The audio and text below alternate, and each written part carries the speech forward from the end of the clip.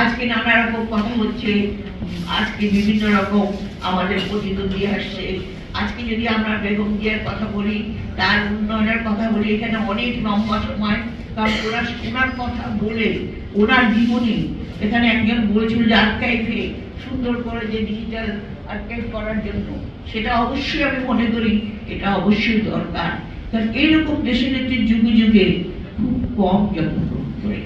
সেই আমাদের বাংলাদেশের ছোট্ট একটা দেশ, যে দেশটা নিজেরাই স্বাধীন করে যুদ্ধ করে, যে দেশের মানুষের মনে অনেক আশা, যে দেশের মানুষের মনে সাহস, যে দেশের মানুষ নিজেরা উৎপাদন করে নিজের দেশকে তুলে ধরে, সেই দেশের যে দেশের মেধা আছে, মনন আছে। হ্যাঁ, এটা সত্যি কথা, ফ্যাসিস্ট সরকার সেই মেধা মননকে একদম ধ্বংস করে দিয়েছে।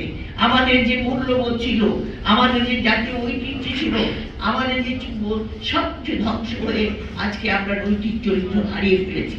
কিন্তু আমরা আশা করি আমাদের মানুষ, আমরা আমাদের আগামী দিনের যে আমাদের নেতা, যে তারেক রহমান, যিনি আগামী দিনের রাষ্ট্রনায়ক, যিনি প্রধানমন্ত্রী হবেন, তারই তিনি যে চ্যালেঞ্জ নিয়েছেন, সেই চ্যালেঞ্জগুলো অবশ্যই আমরা তার সঙ্গে যদি সহযোগিতা করি, সেই চ্যালেঞ্জগুলো অবশ্যই আমরা পরিপূর্ণ করতে